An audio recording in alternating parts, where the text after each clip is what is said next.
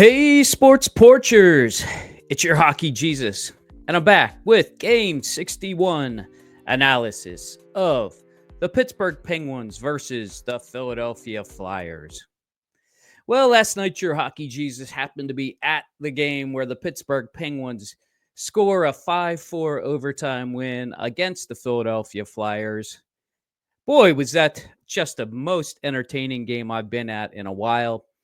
You know the way I feel about the Pittsburgh Penguins this year. I feel like this season is over, although not officially over. And if the Pittsburgh Penguins were to lose the rest of their games, really wouldn't bother me at all because that just means we get a higher pick in the draft this year. We are not going to make the playoffs. That being said, it is always a joy to watch the Pittsburgh Penguins beat the Philadelphia Flyers, and last night especially. And I'll tell you why, because this is something I think I'm going to be following for the rest of the season. The Pittsburgh Penguins came out and, in their typical fashion, gave up a goal on the very first shot. That's right. Nothing new to see here, just a shot on goal that goes in, very first one.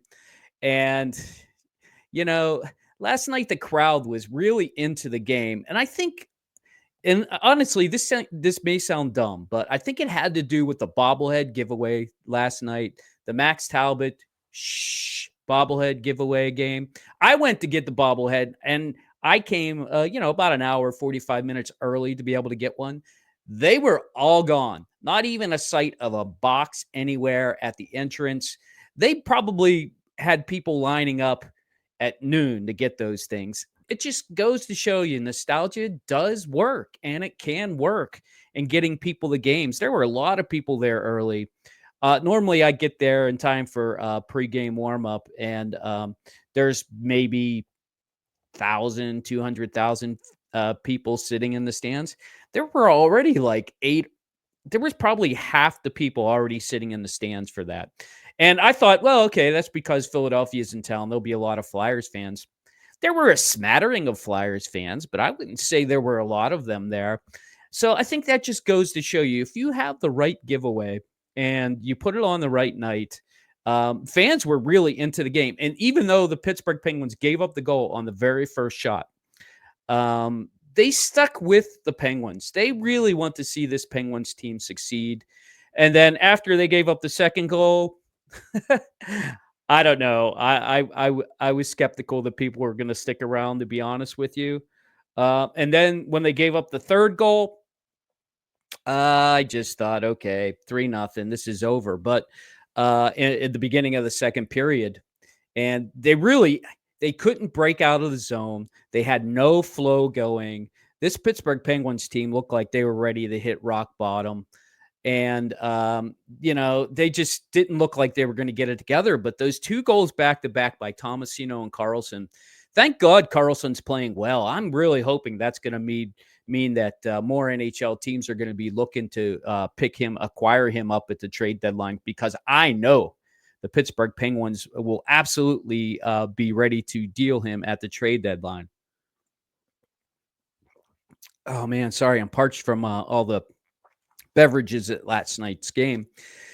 But he scores 3-2, and then you have that big monster hit by Boko and Mama at center ice right after Hathaway flattens Noel Acciari. There was just madness going on at the blue line. I couldn't tell what actually was going on for a second there.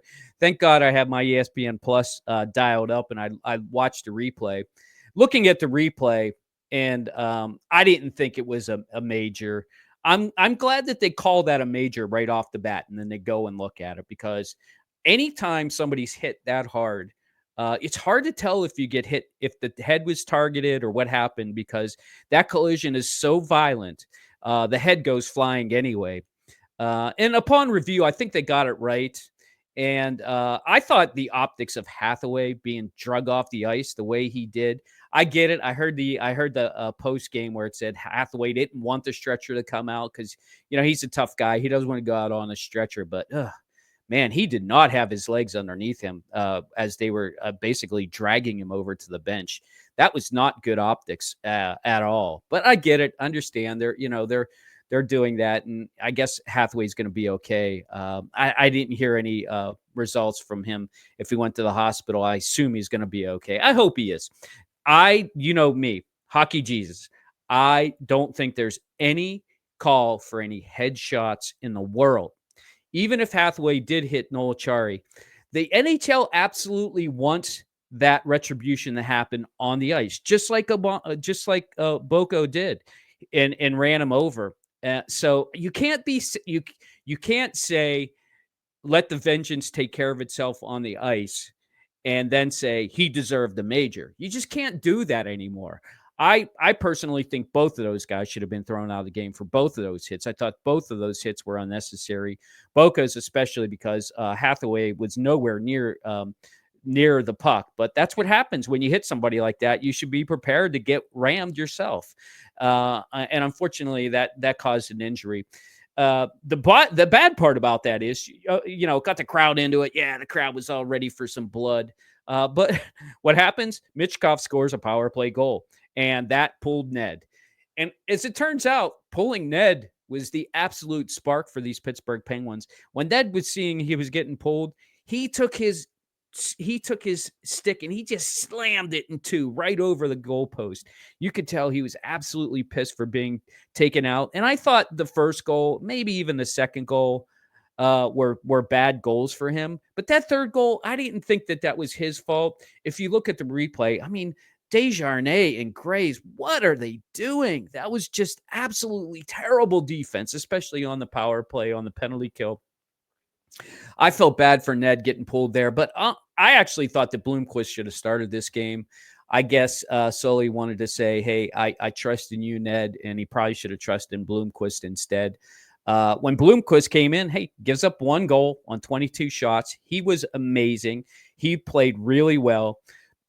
Settled down after he gave up the first goal. But they get those two. Then Bloomqvist gives up a goal. Karlsson gets a goal, within 2 minutes left of that second period. Just a dagger of a shot. That really kept them in at 4-3, only going down 1 goal into the third. Geno scores early in the third period, and I thought the Penguins were on their game at that point. They were able to get breakouts. You could see the Flyers just get away from that trapping game. The Flyers are a fast team, and they are very talented. They're going to be a good team moving forward. And I know everybody was thrilled that Michkov had 2 goals last night and had 3 points, especially Flyers fans. I see the talent in this kid. I just don't think he's a number 1 guy for the Flyers. They're still going to need somebody else in addition to Michkov to get the Flyers over the hump to make them contenders. He just seems so small to me. You can see he's very cerebral out on the ice, but because he's thinking, he's not moving fast. Superstars are able to move fast and think fast. I think he's got the absolute superstar brain. I just don't know that he's got the superstar star speed to go with the thinking that he does on the ice. Plus, he's small. I know he's listed as 5'10" on the roster. There's no way this guy's 5'10". I don't believe it for a second. He's much smaller than that, in my opinion. But he's a good player. I'm not gonna bash Michkov. He could be rookie of the year. I think they'll still give it to Celebrini, but he does have 18 goals, and he's definitely going to get to 20 for sure.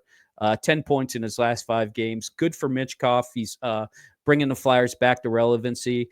And honestly, Flyers, Penguins, rivalry reunion, I'm all for it. I love it. I think it's good for the game to have a good rivalry like that come back after both of these teams the past 3-4 years have kind of been in the shitter, honestly. I'd love to see us get back to that. But the third period was all Geno. Got that game-tying goal. And in the overtime period, go back and watch the first minute. Geno comes on the ice after Sid was on the ice, and he tries to give the puck to Karlsson. Karlsson wasn't even looking. It was basically a giveaway. I thought for sure the Flyers were going to score off of that. They did not. Penguins get the puck back, end up with the 2-on-1 going the other way.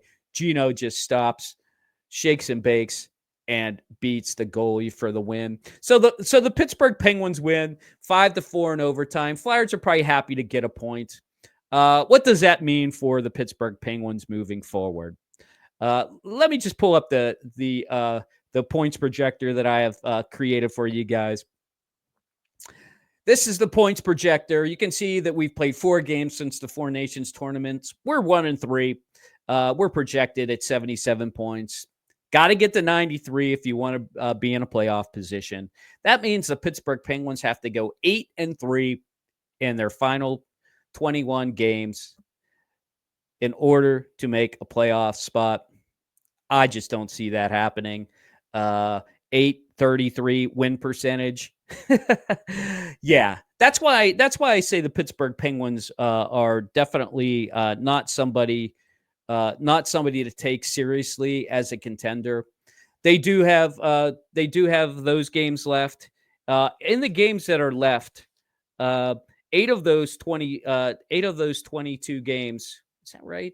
21 games. 8 of the 21 games are teams that are going to be in the playoffs for sure.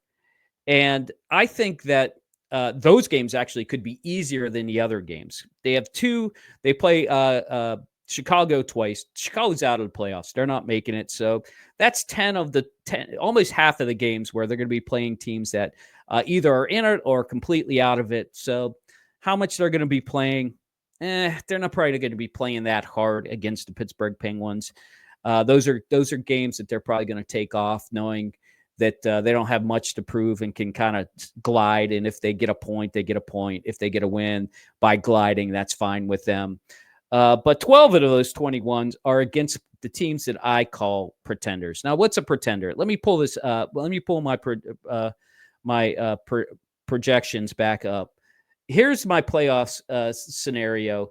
Teams that are pretenders. These are teams that I consider pretenders. These are teams that are basically anywhere from they're still alive if they can win all their games, or if they can win somewhere around 750, 3/4 of their games. That would be teams like Nashville, Seattle, Buffalo, us, Philadelphia, the Islanders, the Ducks, Boston Bruins, St. Louis, Montreal, and Utah. To me, those are teams that really don't have a chance at winning, but do have a chance at getting to 93 points should they win 3/4 of their games or more. If you're that kind of team, honestly, you should just be thinking about trading at the trade deadline, getting draft picks, and especially if you've got free agents who you're not going to sign next year, try and get something for those guys. That's what the Pittsburgh Penguins should do. They actually started that already with the Pettersson trade. Since the last time we've talked, they did drop Matt Nieto. They put him on waivers. Of course, nobody claimed him, so he's down in Wilkes-Barre now. I think the other thing that you'll see the Pittsburgh Penguins do, they have 2 more games, I think. 3 games before the trade deadline: Boston, Toronto, and Colorado. And after those games, then I think you'll see the Pittsburgh Penguins maybe bring up some of the baby Pens guys just to see what they can do up here. Koivunen, I know in particular people were interested. We did see Rutger McGroarty early in the year. He could make a comeback here later in the season. They could always bring them back and then send them back to Wilkes-Barre for their playoff run, post being in the NHL for 10 or 12 games. I guess it depends on who actually they trade when it comes down to the trade deadline, which will be happening here after the next 3 games. So the Pittsburgh Penguins, despite being out of the playoffs, pull off a great win last night against the Philadelphia Flyers. Like the sign says, the funnest game of the season. I don't care if I spelled it wrong. I didn't have another N anyways, if that's what it was. I would have put most funnest, because I love those superlatives, but just don't have enough space on that board to put most funnest either. So Pittsburgh Penguins are now 24-37 on the season with 57 points. Not trending toward a playoff position this year. Sorry, Pittsburgh Penguins fans, but There's plenty of hockey to be watched. I'll be watching it. I hope you are watching it. And if you like what you hear, hey, hit that subscribe button. I'm on with the boys every Monday night. I like to talk hockey in between then once or twice a week. I'm glad you could stop by. And I tell you what, I'll catch you in the next one. Let's go, Pens. Thumbs up the hockey.